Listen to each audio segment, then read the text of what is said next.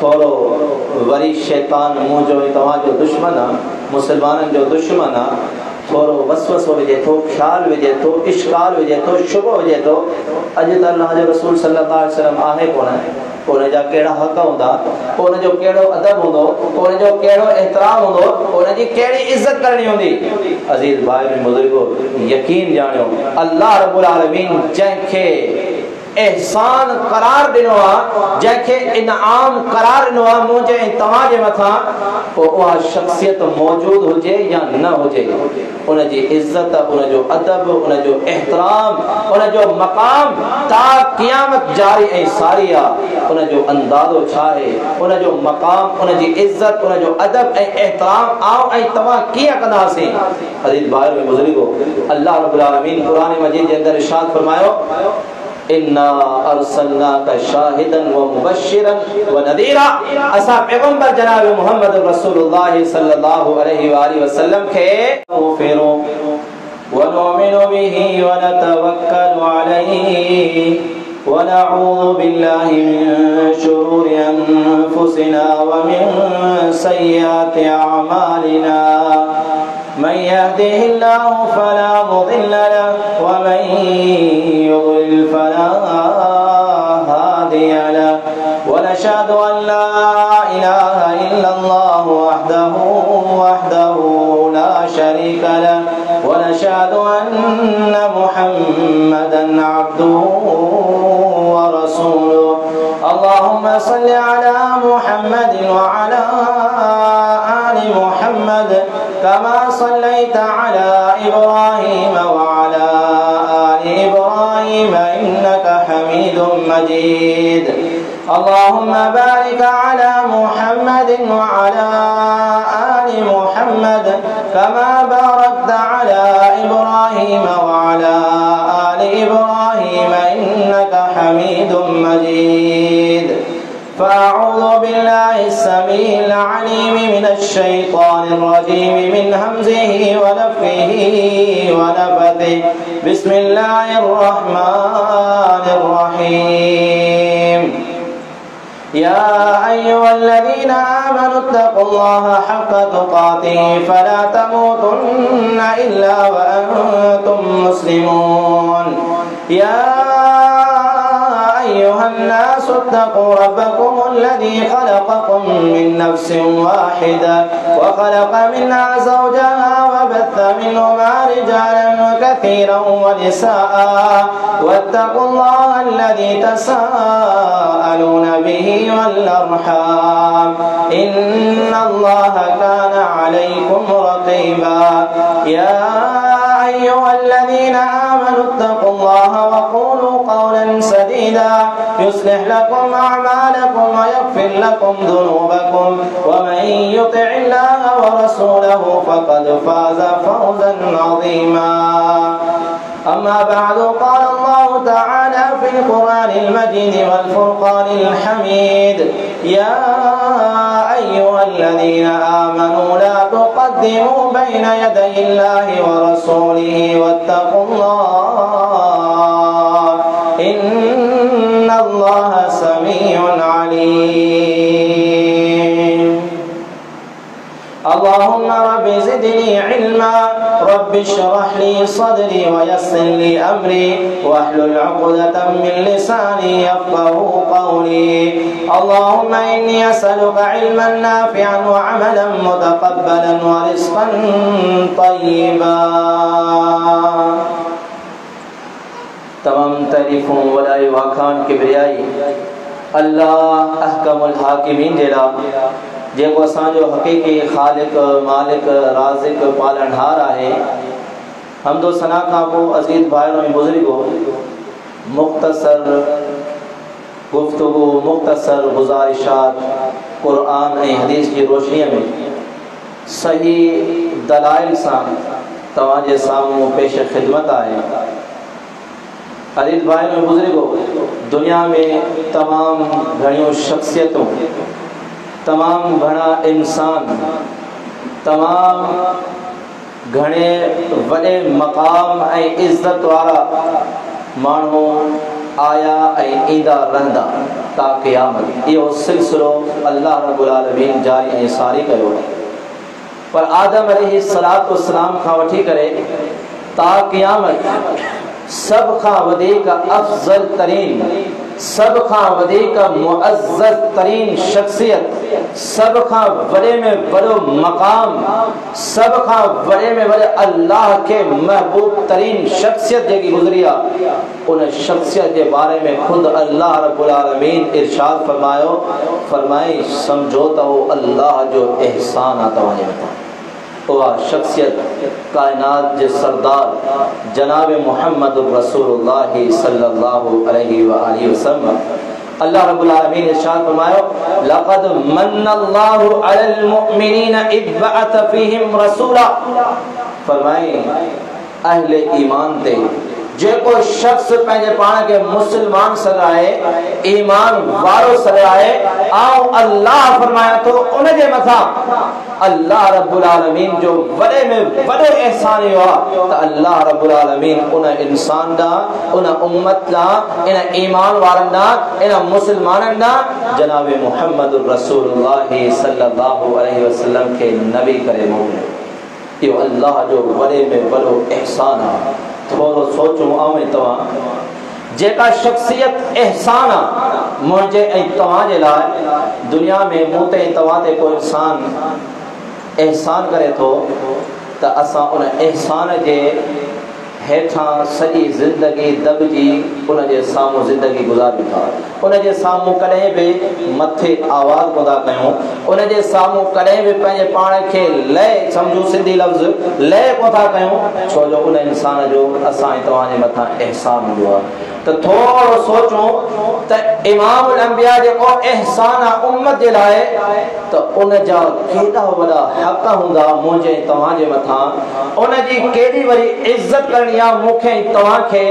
आऊं ऐं तव्हां पंहिंजी नज़र में मुहम्मद रसूलुल्लाह सल्लल्लाहु अलैहि वसल्लम खे कहिड़ो मक़ाम ॾियूं था, छा रुतबो ॾियूं था।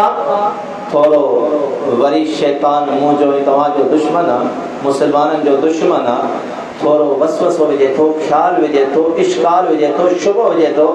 अॼु त अल्लाह जो रसूल सल्लल्लाहु अलैहि वसल्लम आहे कोन, उन जा कहिड़ा हक़ हूंदा, उन जो कहिड़ो अदब हूंदो, उन जो कहिड़ो एहतराम हूंदो, उन जी कहिड़ी इज़त करणी हूंदी। अज़ीज़ भाई बुज़ुर्गो, यकीन ॼाणियो अल्लाह रब्बुल आलमीन जंहिंखे एहसान करार ॾिनो आहे, जंहिंखे इनाम करार ॾिनो आहे मुंहिंजे ऐं तव्हांजे मथां, पोइ उहा शख्सियत मौजूदु हुजे या न हुजे, उनजी इज़त, उनजो अदब, उनजो एहतराम, उनजो मक़ाम ता क़यामत जारी ऐं सारी आहे। उनजो अंदाज़ो छा आहे, उनजो मक़ाम, उनजी इज़त, उनजो अदब ऐं एहतराम आऊं ऐं तव्हां कीअं कंदासीं।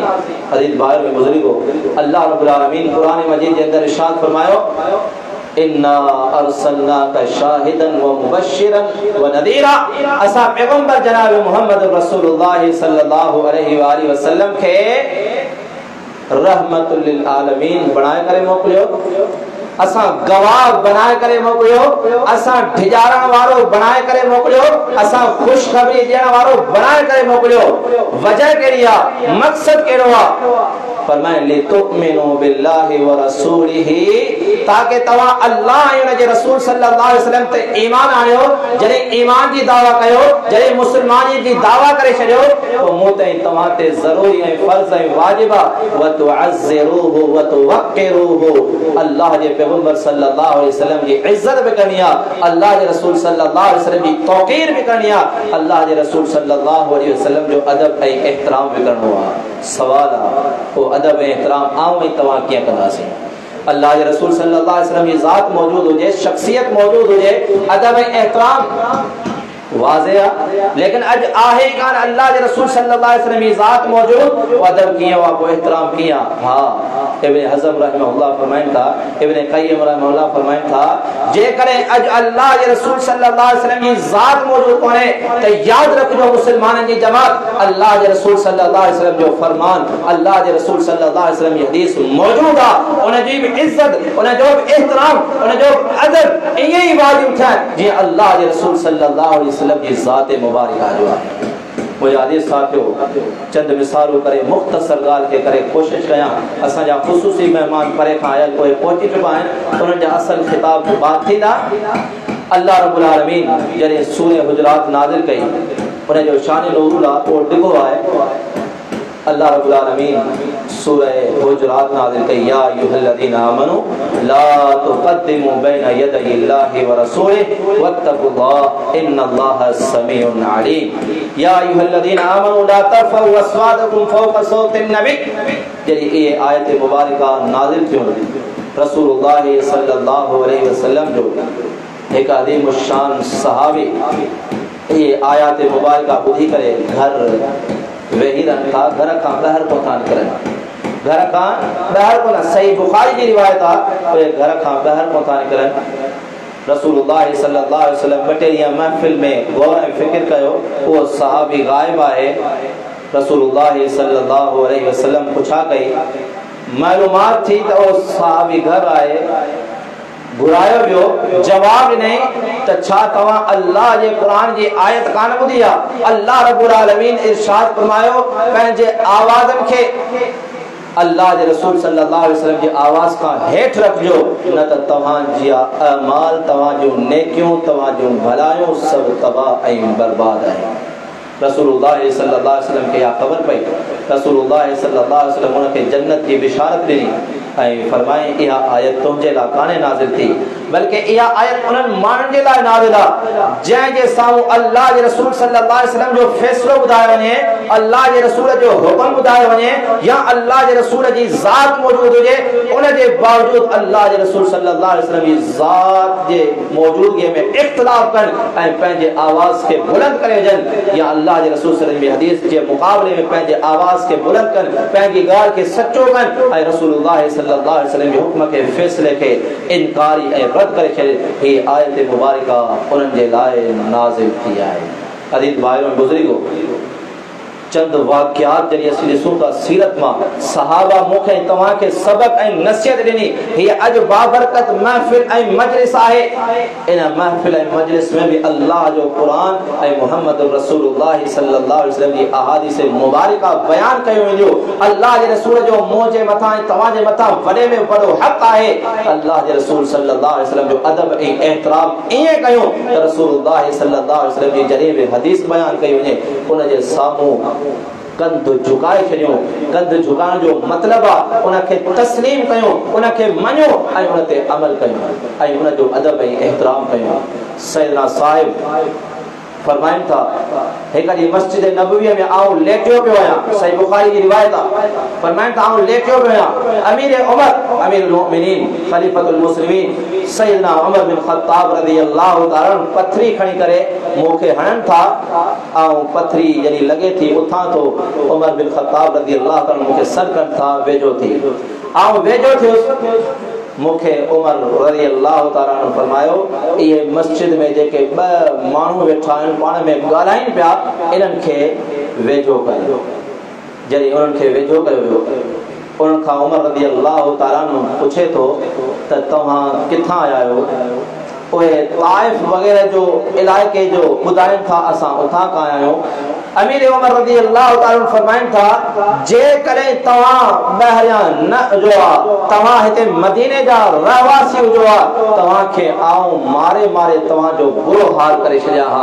वजह आहे तव्हां अल्लाह जे रसूल सल्लल्लाहु अलैहि वसल्लम जे ठाहियल घर मस्जिद नबवी में ठाहियो, जीअं अल्लाह जे रसूल सल्लल्लाहु अलैहि वसल्लम जो अदब ऐं एहतराम आहे। अल्लाह जे घर जो पहिरियों त अल्लाह जो घर, ॿियो नबी अलैहिस्सलातु वस्सलाम जी हीअ मस्जिद नबवी सलाह थी। रसूलुल्लाह सल्लल्लाहु अलैहि वसल्लम निस्बत आहे, तव्हां हिन में वॾे आवाज़ सां ॻाल्हाए रहिया आहियो, तव्हांखे आऊं मोचड़ा हणावा, तव्हांखे आऊं मार ॾियावा, तव्हांजो बुरो हाल करे छॾियो। एतिरे क़दर सहाबा इकराम रिज़वानुल्लाहि अलैहिम अजमईन अल्लाह जे रसूल सल्लल्लाहु अलैहि वसल्लम जी ज़र्रे ज़र्रे जे अदब ऐं हिफ़ाज़त कंदा हुआ। मालिक बिन अनस अबू सलमा खुजाई फरमाइंदा मालिक बिन अनस रहमहुल्लाह जरी अल्लाह के रसूल सल्लल्लाहु अलैहि वसल्लम की हदीस बयान कदा हुआ, उन हदीस के बयान करने दे लाए गुस्ल ऐं वुजू कदा हुआ।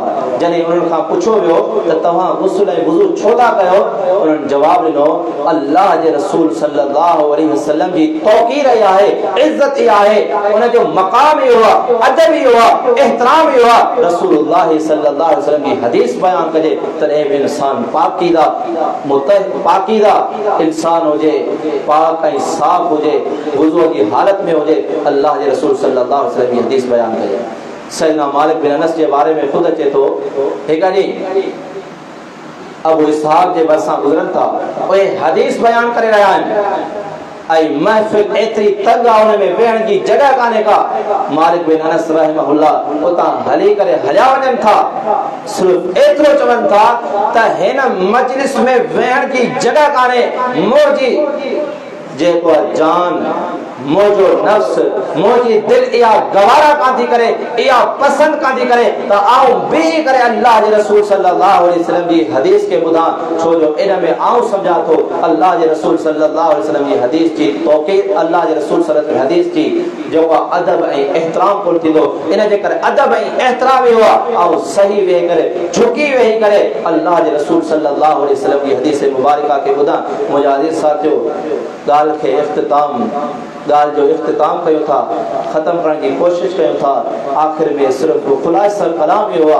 ये मजलिस अज बाबरकत आ, इन में भी कुरान हदीस बयान कयो तो ही मसाजिद जेके ये अल्लाह जा घर हैं, इन मां भी हमेशा जुमे जो मामलो होजे, दरसो तदरीस जो मामलो होजे, नमाज जो मामलो होजे, अल्लाह के रसूल सल्लल्लाहु अलैहि वसल्लम की सुन्नतुन के जिंदा कयो वने तो, अल्लाह के रसूल सल्लल्लाहु अलैहि वसल्लम की अहादीस के बयान कयो वने तो।